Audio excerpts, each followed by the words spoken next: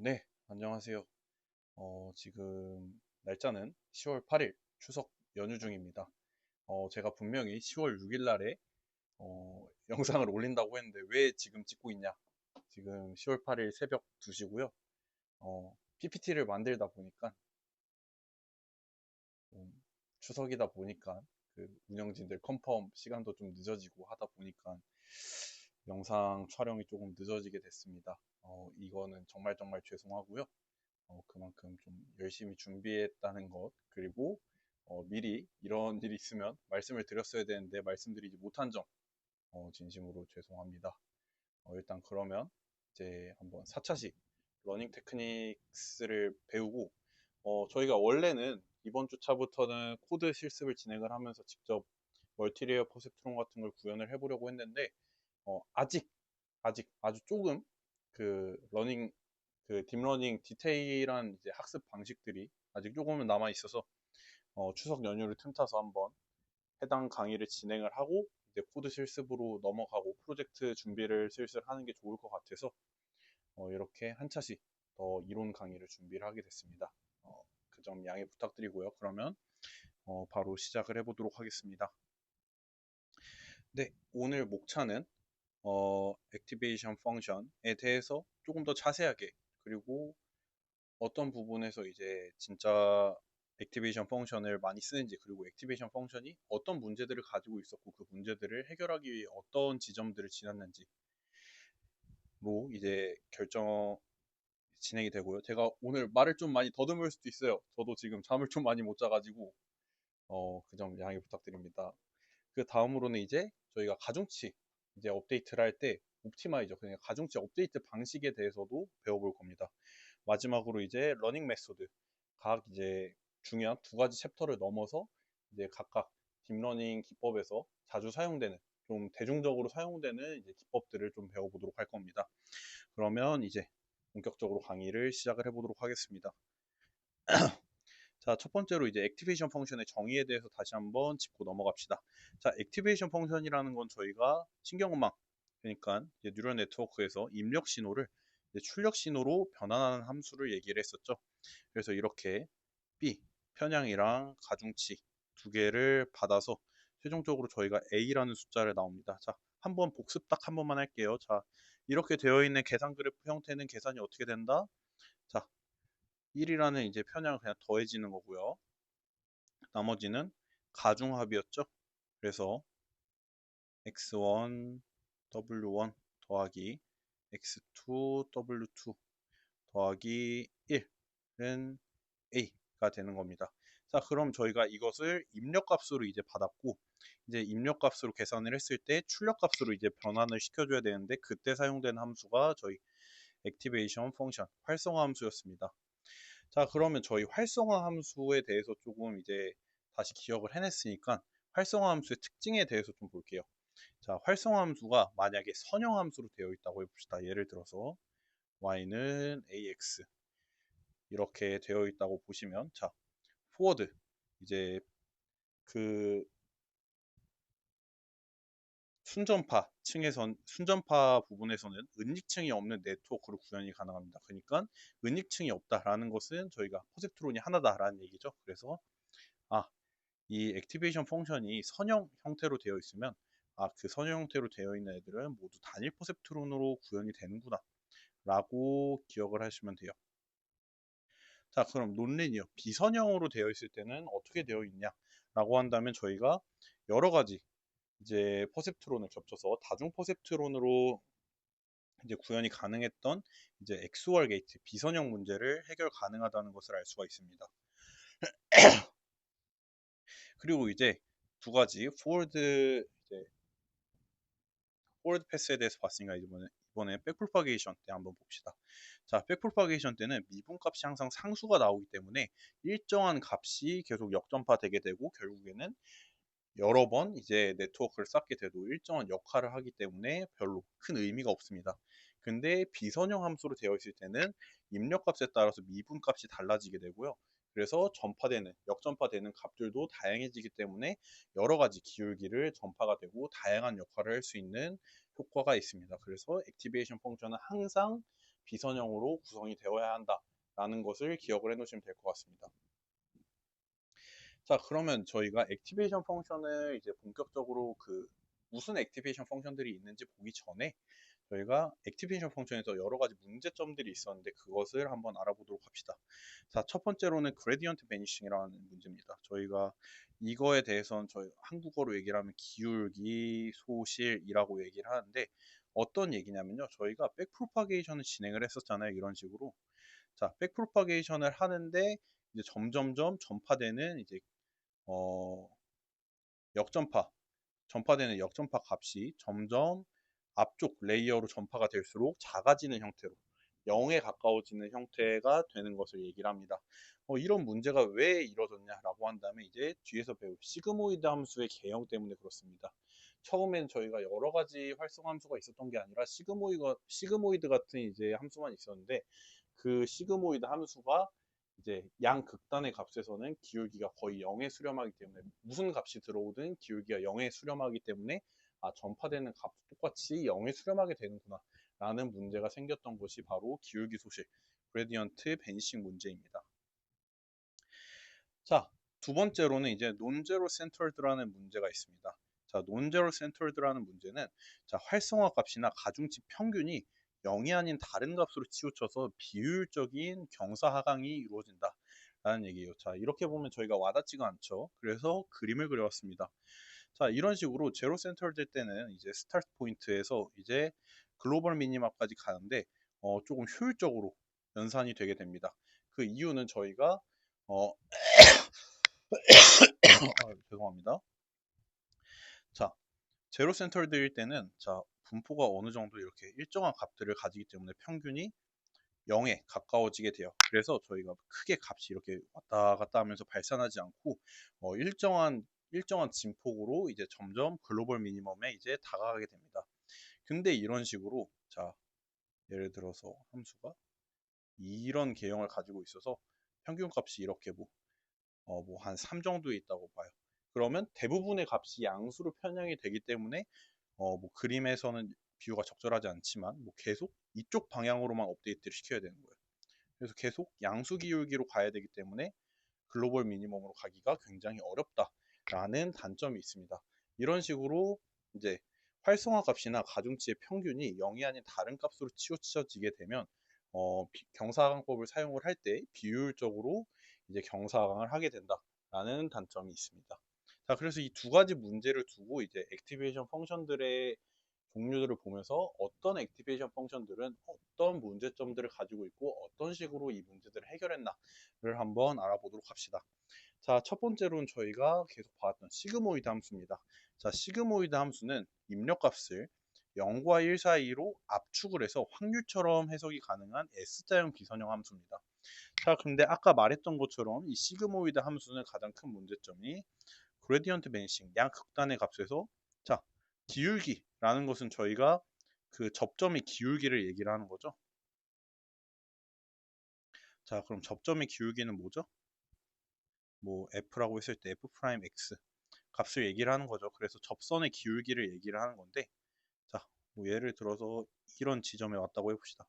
그러면 접선의 기울기가 거의 0에 수렴을 하겠죠. 반대쪽도 마찬가지로 이런 식으로 0에 수렴을 하게 될 겁니다. 상수함수에 가까우니까 y는 ax 형태에서 a의 기울기가 이제 0에 가까워지게 되는 것이죠. 그래서 계속 역전파 될수록 이제 0으로 가까워진다라는 단점이 있는 겁니다. 또 두 번째로는 이제 대부분의 이제 기울기 값이 어느 지점에서든 이런 식으로 양수 형태로 되어 있기 때문에 논제로 센터럴드 문제도 가지고 있다라는 것을 알 수가 있습니다. 그래서 시그모이드 함수를 이제 어떤 식으로 변형을 시켰더니 이제 그 논제로 센터럴드 문제가 해결이 됐냐라고 본다면 이제 하이퍼볼릭 탄젠트 함수 형태로 범위를 저희가 1에서 마이너스 1까지 늘렸습니다.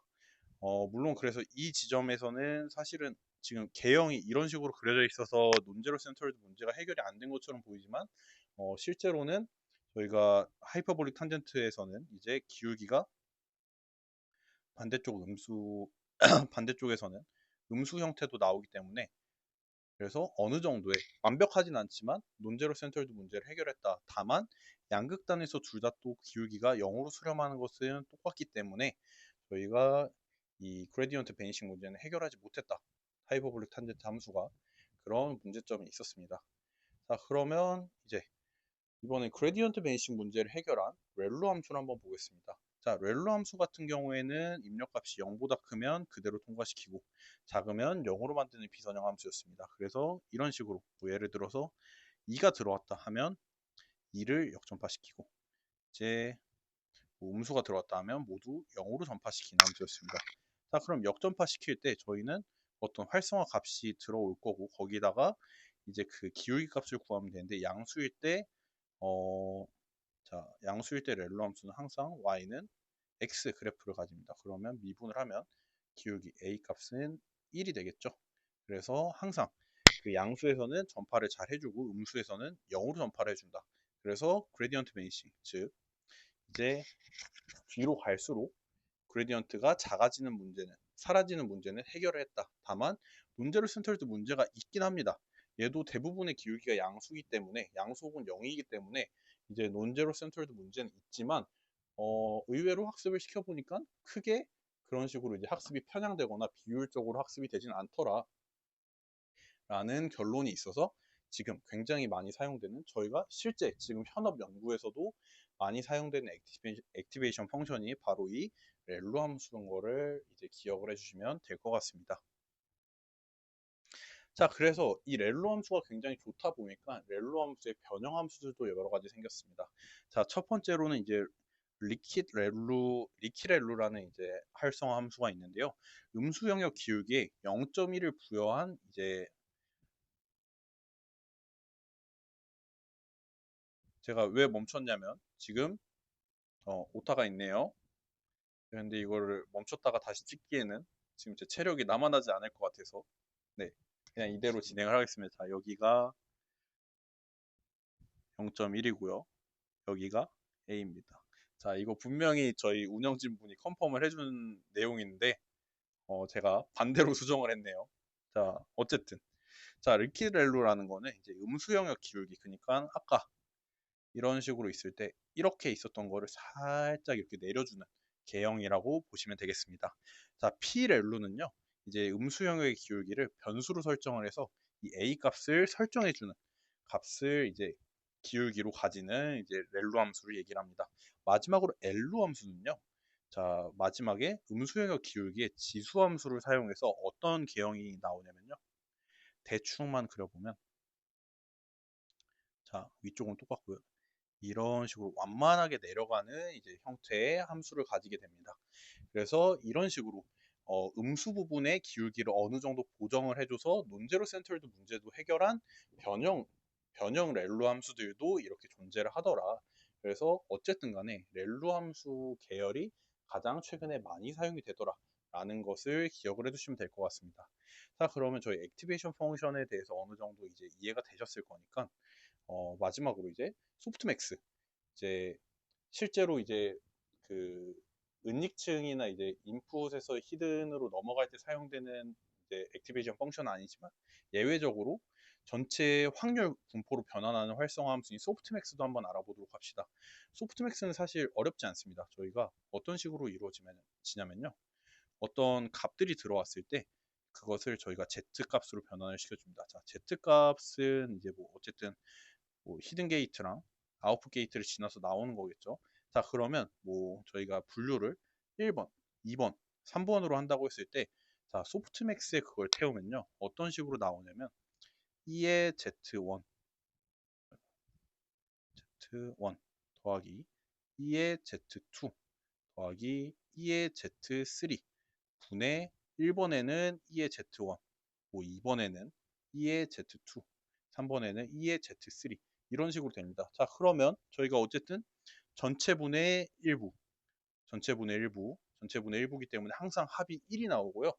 그래서 모든 이제 레이어 출력층의 합이 1이 나오기 때문에 언제든지 출력층을 이 소프트맥스라는 활성화층을 사용을 하면 확률 분포로 표현을 할 수 있구나 라는 함수이기 때문에 이런 소프트맥스 함수는 어디에 자주 쓰인다? 최종 아웃풋 레이어에서 자주 사용되는 액티베이션 펑션이다 라고만 기억을 해두시면 될 것 같습니다. 소프트맥스 같은 경우에는 저희가 먼 미래에 딥러닝에 대해서 조금 더 자세하게 공부를 해본다면 백프로파게이션의 이제 로그 함수를 취해서 이제 그 자연 로그라고 하죠. ln을 취해서 이제 백프로파게이션을 취하면 굉장히 아름다운 형태로 미분이 돼서 되게 깔끔하게 떨어집니다. 그래서 이런 장점들도 있기 때문에 굉장히 분류 문제에서는 최종 아웃풋의 액티베이션 펑션 활성화 함수로 자주 사용이 되더라라는 것을 알고 계시면 될 것 같습니다. 자, 그러면 정말 액티베이션 펑션에 대해서 이제 마무리를 하고 한번 이번에는 옵티마이저 최적화 방법에 대해서 한번 알아보도록 합시다. 자, 옵티마이저는 저희가 굉장히 수식적으로 이해하기 좀 빡세서 저희가 이런 옵티마이저는 이런 방식으로 사용이 됐고 그래서 그걸 보완한 게 이런 옵티마이저구나 또 이걸 보완한 게 이런 옵티마이저구나 이런 식으로 좀 알아보도록 할게요. 자, 저희가 그레디언트 디센트라는 경사하강법 전체 데이터를 보고 경사하강을 해서 가중치를 로스 함수를 작게 만드는 로스 함수를 최소값으로 만드는 이제 가중치들을 업데이트 시키는 방법이 있었죠. 자, 그게 한 번의 데이터를 다 보기 힘드니까 이제 그것을 SGD 미니 배치 단위로 한 이제 SGD라는 방식을 쓰고 그 미니 배치 단위로 업데이트 하는 것을 이전 기울기의 관성 그러니까 이전 기울기가 뭐 10이다 하면 뭐 10에서 뭐 기울기를 뭐 1 정도 떼운다든가 이런 식으로 해서 계속 같은 방향성으로 업데이트 시킬 수 있는 게 모멘텀이고요. 자, 나머지는 뒤에 가서 보도록 합시다. 어쨌든 저희는 최종적으로 어디로 도착해야 되냐? 저희는 아담 옵티마이저에 도착을 해야 됩니다. 왜냐하면 실무에서 가장 많이 쓰이는 게 아담 옵티마이저고 저희도 앞으로 표준 옵티마이저를 아담으로 설정을 할 거기 때문입니다. 자, 그러면 아담까지 한번 천천히 또 가보도록 합시다. 자, 일단 옵티마이저 첫 번째로 가장 간단한 것은 저희가 지금까지 했었던 그레디언트 디센트죠. 자, 그레디언트 디센트는 손실함수를 미분을 해서 이제 그 값, 그러니까 어떤 값이죠? 웨이트 값 아니죠? 로스 값을 이제 가장 크게 감소시키는 방향으로 파라미터, 즉 가중치를 조정하는 게 그레디언트 디센트 경사하강법이었죠. 자, 그래서 경사하강법에서 가장 중요한 파라미터는 뭘까요?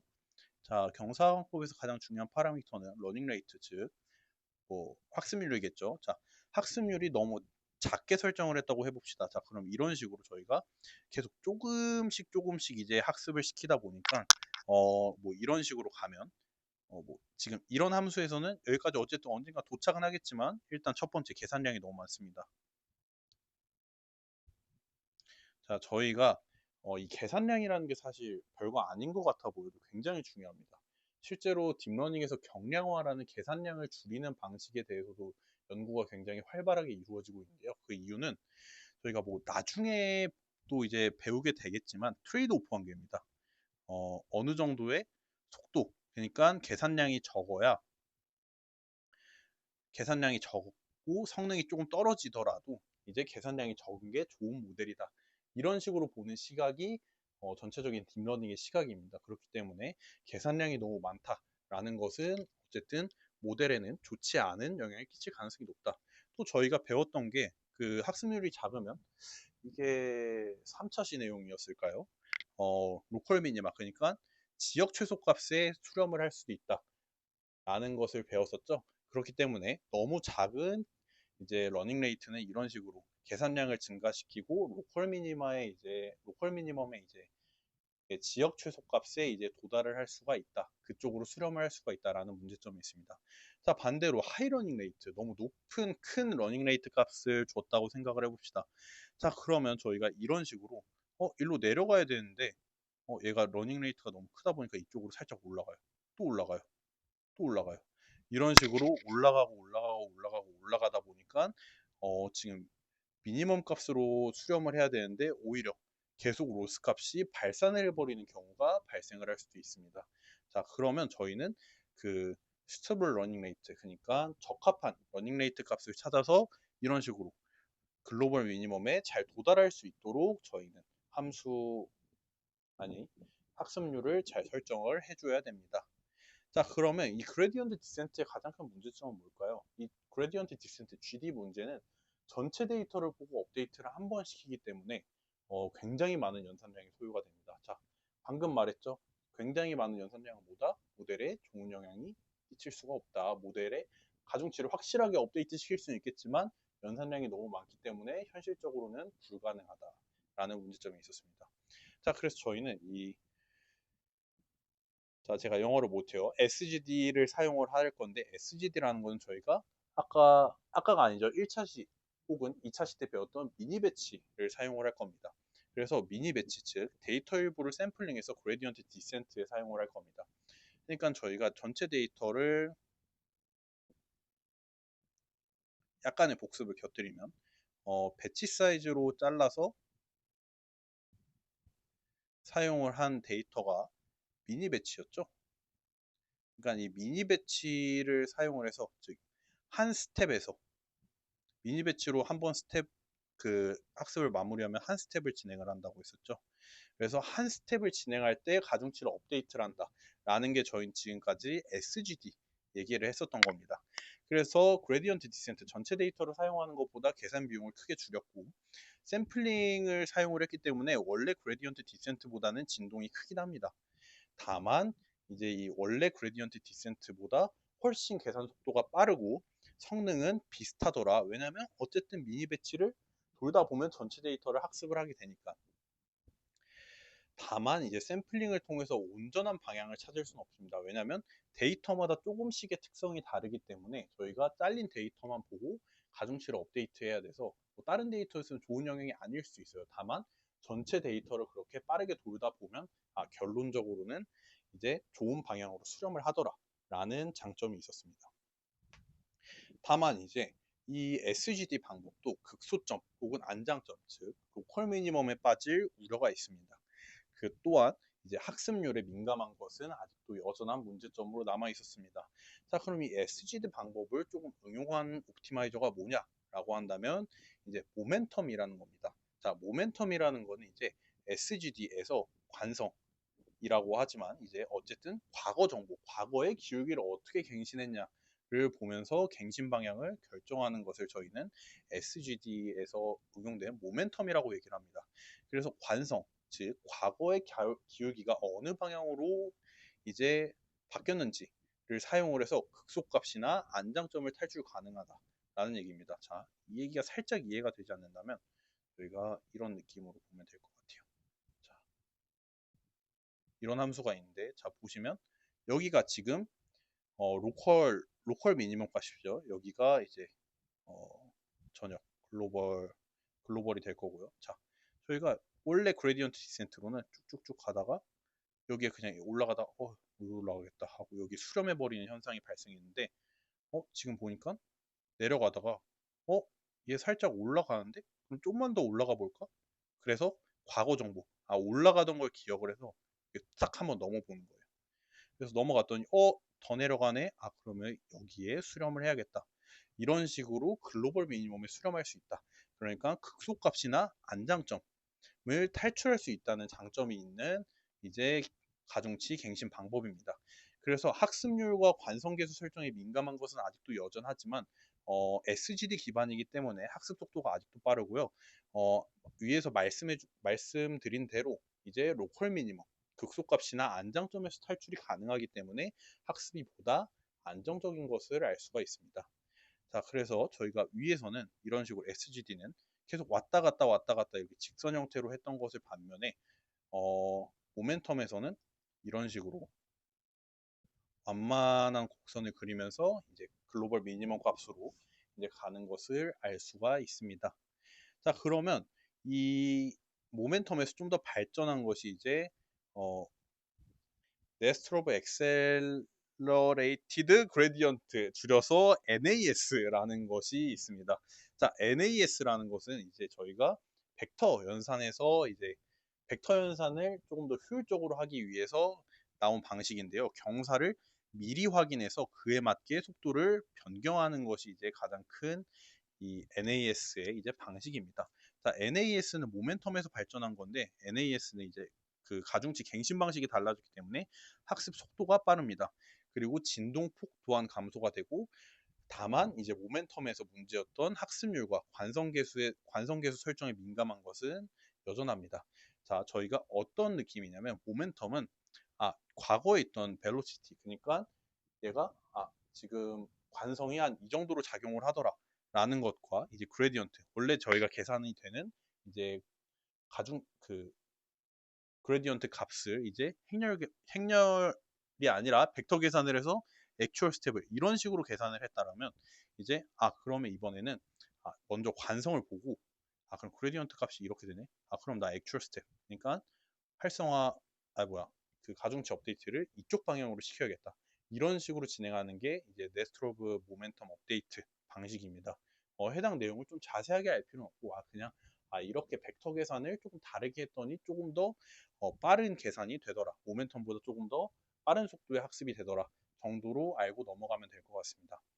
자, 다음으로는 이제 어댑티브 그레디언트, 이제 에이다그라다라는 이제 최적화 방식인데요. 자, 여기서는 이제 어떤 방식으로 된 거냐면 이번에는 이제 학습률에 민감한 것을 이제 해결을 하기 위해서 이제 SGD 방식에서 학습률을 조정하면서 기울기를 갱신하는 방식을 넣은 것이 에이다그라다 최적화 방식입니다. 자, 그래서 과거 기울기를 제곱을 해서 더해줍니다. 그래서 파라미터 중에 많이 움직인 값은 학습률이 낮아지게 됩니다. 자, 이게 어떤 방식이냐면요. 과거 기울기가 만약에 뭐 0.58이다. 뭐 이런 식으로 되어 있으면 0.8 곱하기 0.8 하면 0.64니까 이런 식으로 기울기가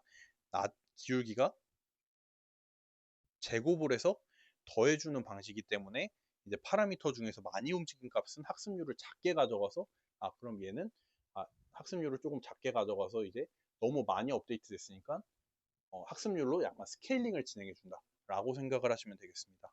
그래서 해당 내용은 이제 극소값의 수렴을 못하고 발산하는 경우 그러니까 저희가 예를 들어서 앞에서 이런 식으로 이런 지점에서 여기에 그냥 수렴을 했다가 다시 나가는 것을 방지를 하고 그냥 이런 식으로 그냥 완만한 곡선을 그리면서 이제 극소값으로 갈 수 있는 아니죠. 최소값으로 갈 수 있는 방식을 얘기를 합니다. 근데 이제 또 어댑티브 그레디언트 업데이트 방식은 또 어느 순간 갱신량이 0에 수렴을 합니다. 그래서 더 이상 학습이 되지 않는 가중치가 업데이트 되지 않는 현상이 발생을 합니다. 자, 그러면 이 갱신량이 0에 수렴하는 방식을 해결하기 위해서 어떻게 했냐라는 것이 이제 RMS 프롭인데요. 이제 RMS 프롭은 이제 지수 이동 평균이라는 걸로 이제 과거 기울기를 계속 반영을 하는 게 지금 어댑티브 그레디언트 뒤에 있었던 이제 모멘텀부터 쭉 이어져 왔던 건데 이제 과거 기울기의 반영 규모를 줄이는 방식을 이제 사용을 한 게 이제 RMS 프롭입니다.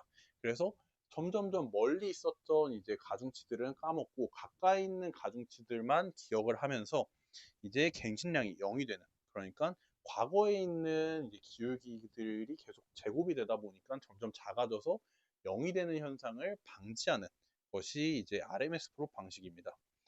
근데 이제 또 이게 무슨 문제가 있냐라고 한다면 초반에는 과거 정보가 없어서 편향된 값이 추정이 될 수가 있더라라는 문제가 있었습니다. 그래서 이 또 편향된 값 추정 발생을 해결하기 위해서 어떤 방식을 또 채택을 했냐 어떤 방식을 채택을 했냐면 이제 RMS 프롭과 모멘텀 즉 과거의 관성을 사용하는 방식과 이제 RMS 프롭 같은 이제 지수 이동 평균을 함께 쓴 방식이 이제 저희가 최종적으로 봐야 되는 어댑티브 모먼트 에스티메이션 즉 아담 옵티마이저 방식이다라는 겁니다.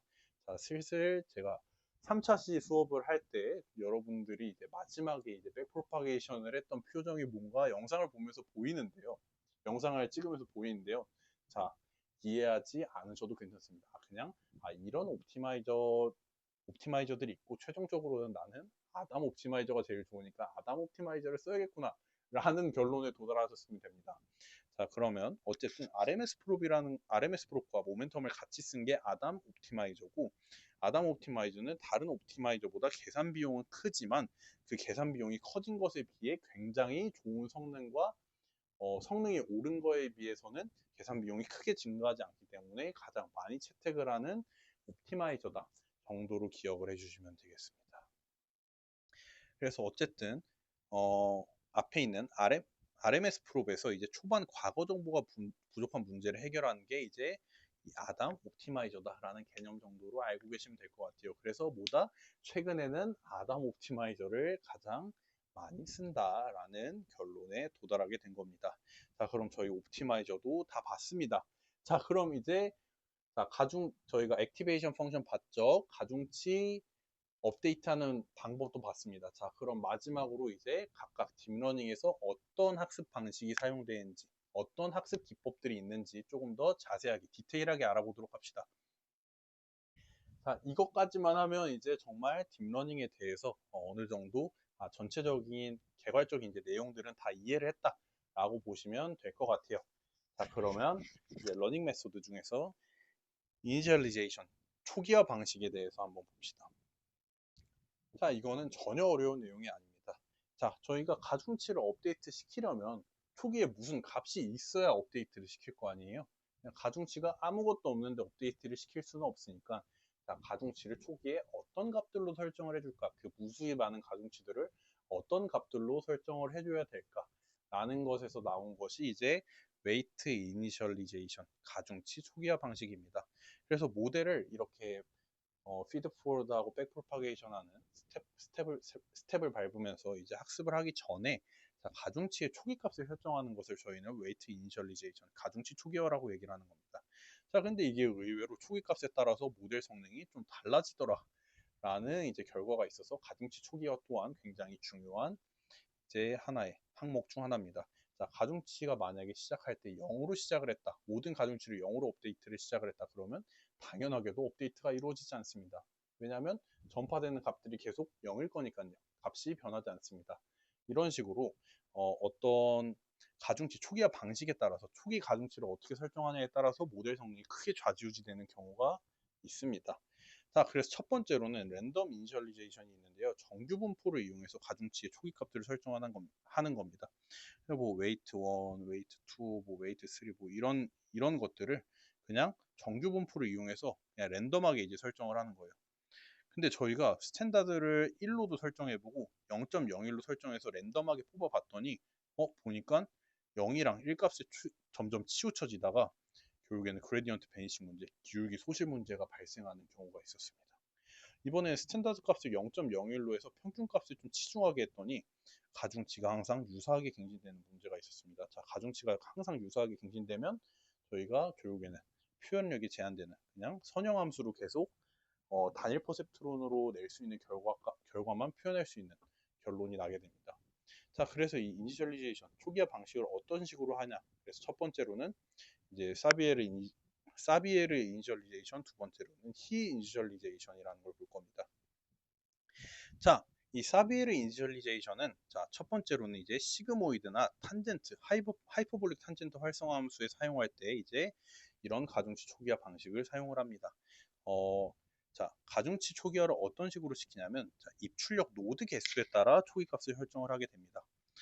표준 편차가 루트 n분의 1, 노드 개수의 루트 씌운 거 분의 1로 그 표준 편차가 그래서 루트 노드분의 1인 정규 분포를 따르도록 설정을 했더니 가중치 업데이트가 굉장히 잘 되더라 라는 게 이제 사비에르 이니셜리제이션이고요. 두 번째로 히 이니셜리제이션은 이제 똑같이 입출력 노드 개수에 따라서 바꾼 건데 표준 편차가 루트 n분의 2인 정규 분포를 따르도록 설정을 한 이제 초기화 방식입니다. 해당 초기화 방식은 렐루 활성함수에서 자주 사용이 됩니다. 자, 그래서 이런 식으로 시그모이드 함수와 하이퍼볼릭 탄젠트 활성화 함수에서는 사비에르 초기화 방식을, 렐루 활성화 함수에서는 히 초기화 방식을 사용을 했더니 자, 이런 식으로 아름다운 형태로 가중치가 계속 갱신이 되더라. 그랬더니 가중치 값이 굉장히 상이하게 업데이트 되다 보니까 표현력이 증가해서 저희가 원하는 원하는 모델 결과를 얻을 수 있었더라. 라는 것이 이제 초기화 방식입니다. 자, 다음으로는요, 이제 어떤 그 방법을 보기 전에요. 어떤 그 방법론을 보기 전에 어떤 문제부터 좀 알아보도록 합시다. 자, 인터럴 코베리에이트 시프트라는 문제가 있는데요. 자, 해당 문제는 초기 가중치에서 어떤 층이 깊어질수록 각 층의 출력 분포가 변화하는 이제 문제를 얘기를 합니다. 자, 아까 얘기했던 거랑 좀 비슷한 건데요.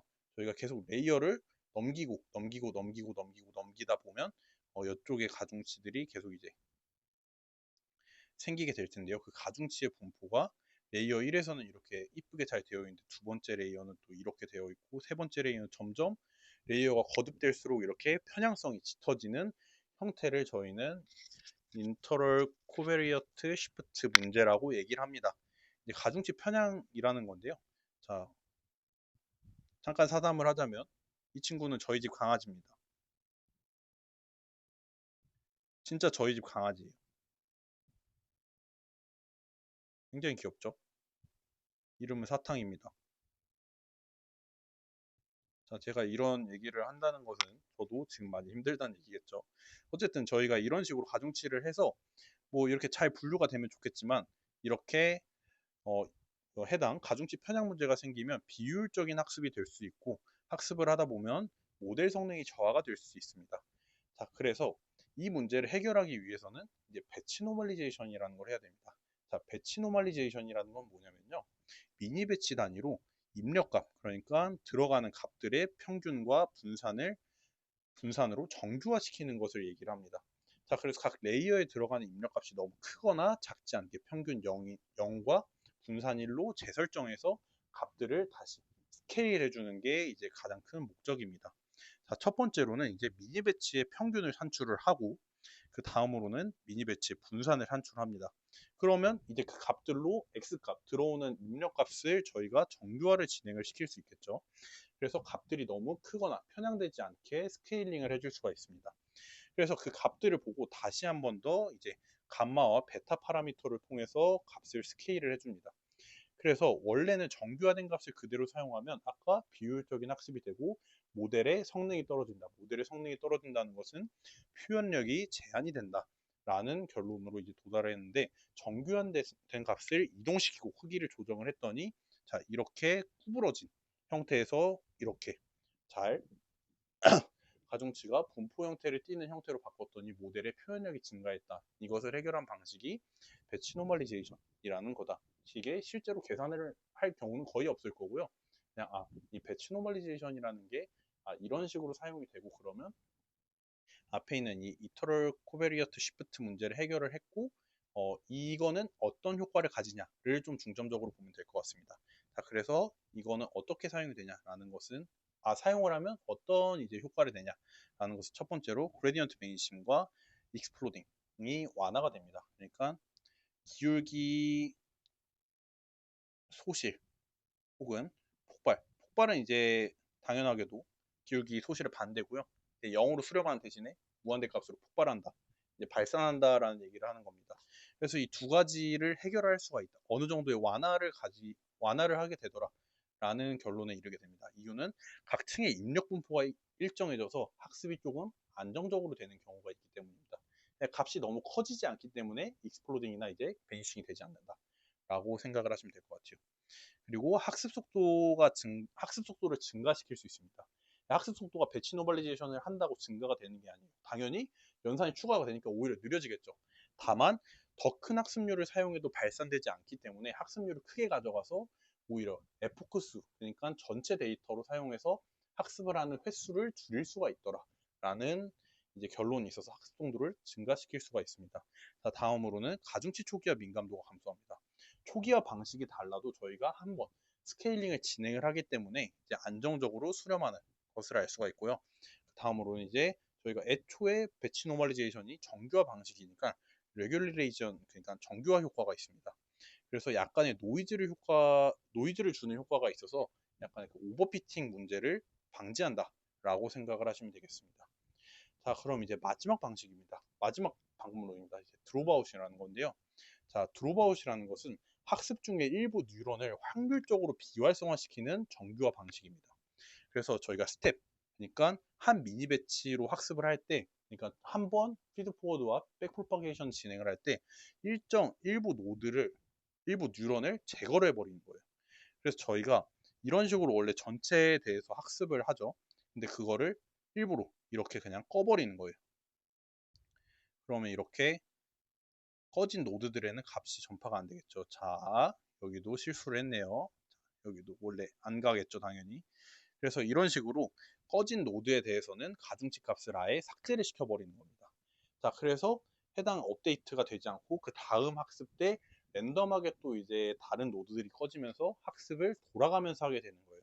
자, 이런 방식은 이제 해당 노드나 특정 경로의 과도한 의존성을 제거하게 됩니다. 이게 뭐다?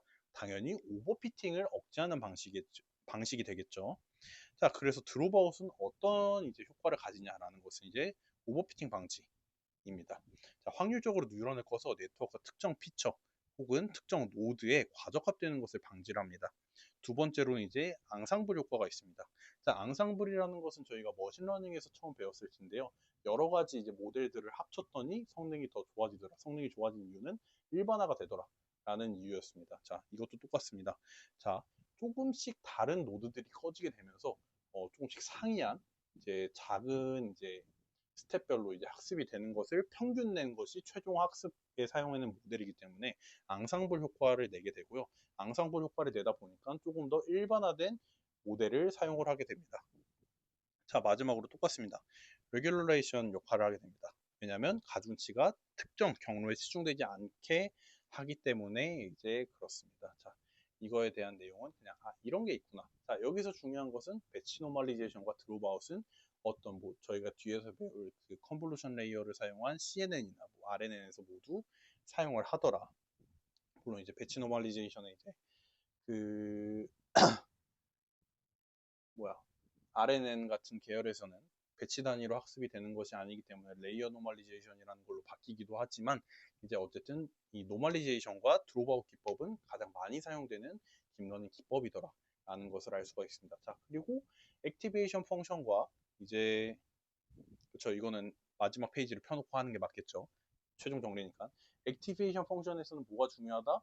그레디언트 베니싱과 논제로 센터드라는 문제가 있었는데 그게 렐로 함수를 사용하면서 어느 정도 해결이 되더라. 그리고 렐로 함수 말고도 시그모이드와 하이퍼볼릭 탄젠트도 있는데 하이퍼볼릭 탄젠트 뭐 시그모이드 함수는 조금 잘 쓰이지 않지만 뭐 나중에 LSTM이나 이제 GRU 같은 이제 LLM 모델에서는 조금 사용이 됩니다. 그 부분은 저희가 나중에 또 배워보도록 하고요. 자, 어쨌든 시그모이드, 하이퍼볼릭 탄젠트, 렐루 활성화 함수가 이런 개형을 가지고 이런 범위를 가지고 있구나 또 이런 문제들이 있구나 정도로 기억을 하시면 되고 렐로는 가장 많이 사용되는 활성화 함수이기 때문에 그런 변형 렐로 함수들도 있더라 라고 기억을 하시면 되겠고요. 자, 그 다음으로는 저희가 어 그쵸 옵티마이저를 배웠죠. 자, 옵티마이저에서는 그냥 아니죠. 그 액티베이션 펑션 중에서 이제 뭐였죠? 마지막에 한 거? 어, 소프트맥스. 소프트맥스는 이제 분류 문제에서 가장 많이 사용하는 이제 액티베이션 분류 문제 중에 또 아웃풋 레이어에서 가장 많이 사용하는 액티베이션 펑션이더라. 그 이유는 확률 분포로 최종 변환을 해주는 활성화 함수이기 때문이다. 라는 것을 기억을 해주시고요. 옵티마이저는 저희가 뭐 계속 뭐 여러 가지 옵티마이저를 배웠지만 최종적으로는 저희가 아담 옵티마이저를 가장 요즘에 많이 쓴다. 기억을 해주시고 다음으로 초기화 방식에서는 이제 앞에 활성화 함수가 시그모이드나 하이퍼볼릭 탄젠트 함수면 사비에르 이니셜리제이션을 이제 렐로 함수라면 키 이니셜리제이션을 사용을 하면 효과가 좋더라 라는 것이고요. 그 다음으로는 이제 뭐 이터럴 코베리어트 시프트 문제, 그러니까 가중치 편향 문제를 해결하기 위해서는 배치 노멀리제이션 문제를 사용을 했고, 이 배치 노멀리제이션은 이제 나중에 레이어 노멀리제이션이나 다른 이제 정규화 기법으로 사용이 된다. 그리고 마지막으로 드롭아웃은 일부 노드를 확률적으로 비활성화시켜서 이제 과적합을 막았다. 그리고 앙상블 효과를 냈다. 정도로 기억을 해주시면 되겠습니다. 자, 그러면 오늘 4차시 수업 내용에 대해서 쭉 정리를 해봤고요. 저희가 4차시 내용에 대해서는 어떤 느낌이냐면 저희가 어느 정도 딥러닝에 대한 뭐 피드 포워드와 백 프로파게이션까지 어느 정도 공부를 했으니까 이제 조금 더 디테일한 학습 방식에 대해서 배워봤습니다. 자, 저희가 다음 시간부터는 실제 멀티레이어 퍼셉트론의 구조와 형태를 코드로 구현을 해보고 그와 동시에 저희가 CNN과 RNN, 그러니까 이미지 처리와 텍스트 처리는 어떤 식으로 진행이 되는가, 딥러닝에서 어떤 식으로 진행을 하는가에 대해서 좀 배워보도록 하겠습니다. 자, 그러면 저희가 아직 추석이 무려 수요일, 자, 자고 일어나야 수요일이죠. 그리고 내일 목요일, 그리고 금요일이 공강이신 분들이나 이제 학교에 나오지 않으셔도 되는 분들은 금, 토, 일, 물론 전 나와야 돼서 매우 슬프지만 어쨌든 조금 더 쉬실 수 있습니다. 자, 영상 보시고 시험 공부 화이팅 하시고 자, 오늘 강의는 여기서 마치도록 하겠습니다. 다들 조금 더 즐거운 추석 더 보내시기 바랍니다.